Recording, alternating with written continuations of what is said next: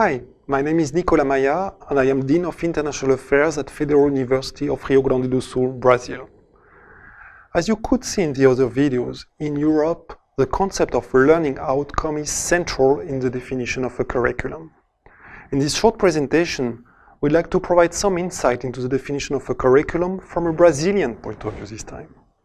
The concept is actually defined by Brazil's Lei de Diretrizes e Bases da Educação Nacional, or LDB as we call it. It's a national law that states the basics of education. Then we have the National Council of Education, or CNE, that has issued specific interpretations of the LDB available on the website of the Ministry of Education that define all the Brazilian curricula through national directives.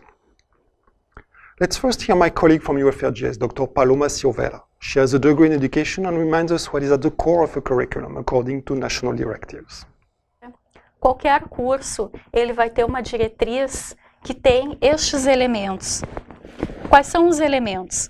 É o perfil do formando, as competências a serem construídas na formação pelo aluno, as habilitações e ênfases possíveis, os conteúdos curriculares, a organização do curso, estágios e atividades complementares e acompanhamento e avaliação.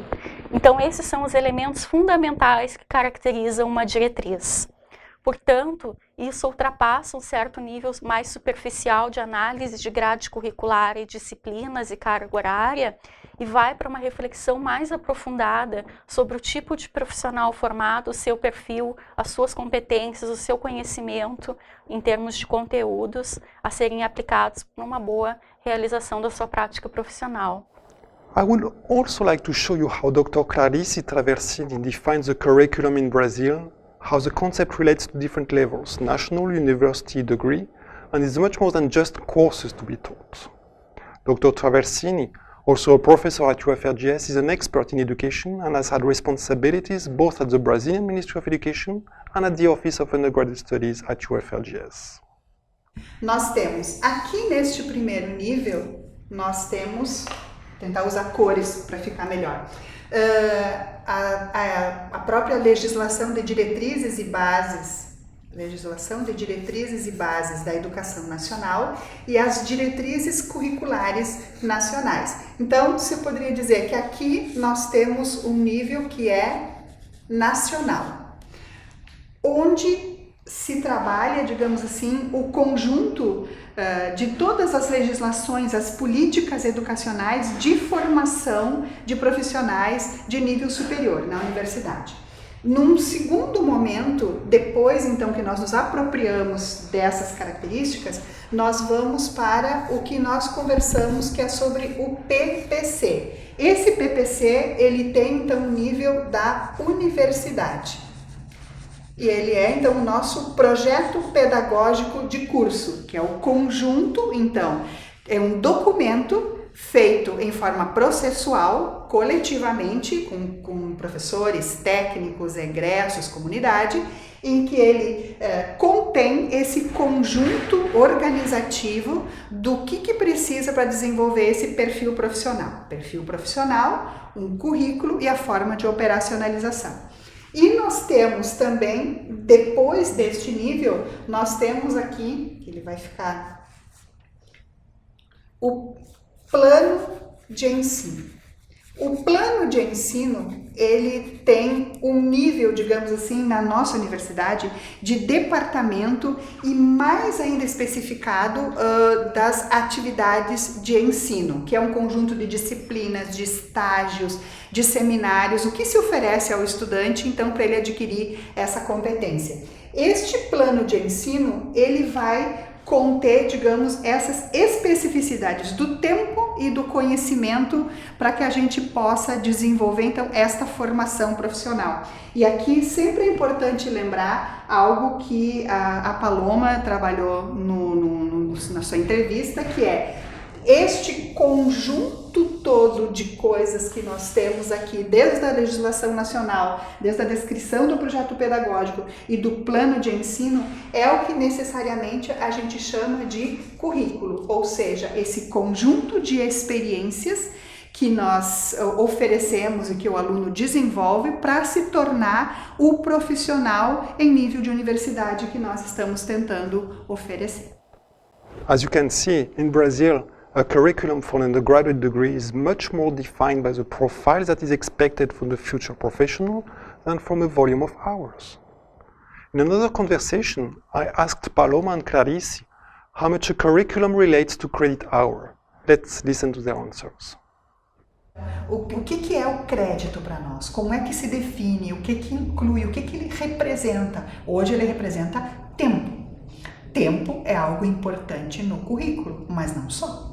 Então, se a gente retomar a própria noção de currículo, ele envolve essa questão do tempo, do lugar, da experiência, mas não pode ser vinculada a ele, né? Só aqui abrindo um parênteses, o currículo ele é formado por 3 aspectos.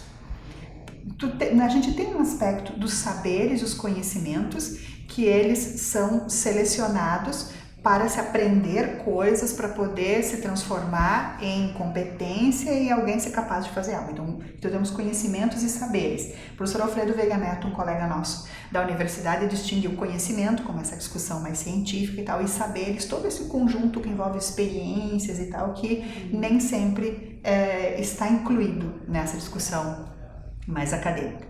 Nós temos uma segunda parte dessa composição da noção de currículo que tem a ver com relações de poder, ou seja, quem escolhe o que para incluir esse currículo, né? Então, isso não é uma mera questão apaziguada, digamos assim. A gente tem disputas? Não, nós temos este conhecimento que nesse momento é validado por este conjunto, etc. Então envolve esse recorte das relações de poder. E o currículo quer transformar alguém em alguma outra situação, né? Então, quer transformar o quê? Um estudante em um profissional, no nosso caso. Então, isso demanda o quê? Um conjunto que está vinculado ao tempo. A nossa experiência de vida ela é vinculada ao tempo. Então, é preciso levar em consideração, mas não pode ser uma métrica única, né? Então, para resumir, eu diria para vocês, nós precisamos discutir, conceituar, tanto metricamente, tecnicamente, qualitativamente, esta noção. Now, finally, I'd like to share a few extra thoughts from one more professor of UFRGS, Altair Pereira, this time from engineering, on curriculum and how to compare 2 different degrees and how much flexibility is required to do so. A ideia realmente é não perder de vista que 2 cursos diferentes podem ter os mesmos objetivos em termos de competências e de habilidades, porém tendo grades curriculares e currículos no sentido muito estrito da palavra, muito restrito da palavra, diferentes. Perfeito. Aliás, isso é algo que a gente tem que se dar por conta, que existe mesmo entre diferentes cursos de graduação que conferem a mesma titulação entre universidades brasileiras. Ou seja, no Brasil, já faz um bom tempo, não existe mais o conceito de currículo mínimo obrigatório. Então, muitas vezes as pessoas ainda raciocinam em cima desse conceito, que era uma estrutura curricular muito mais rígida que havia vários anos atrás. Mas já faz bastante tempo que esse tipo de conceito foram substituídos por diretrizes.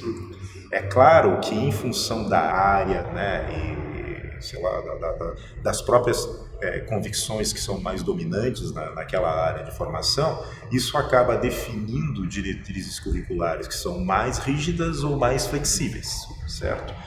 Muitas diretrizes curriculares colocam exigências muito severas do ponto de vista de estrutura de curso em termos de carga horária, né? Então, isso são numericamente especificados nas diretrizes. Outras áreas preferem estabelecer diretrizes mais flexíveis, referindo percentuais, parcelas, áreas, eixos.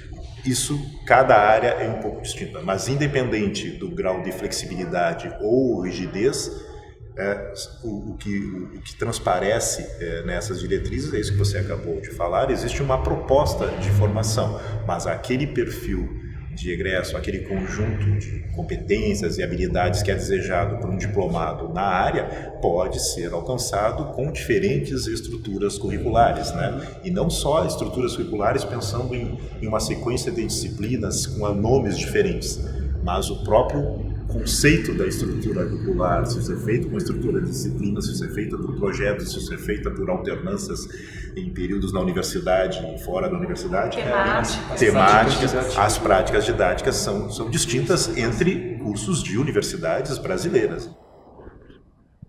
In conclusion, as you can see, in Brazil as much as in Europe, what defines the curriculum is much more than just counting how many hours a given subject must be taught. The central notions are the competences and the abilities expected from the graduate student as stated by the national directives. The other modules of this MOOC will discuss how one can compare the different national systems. Thank you for your attention and see you soon.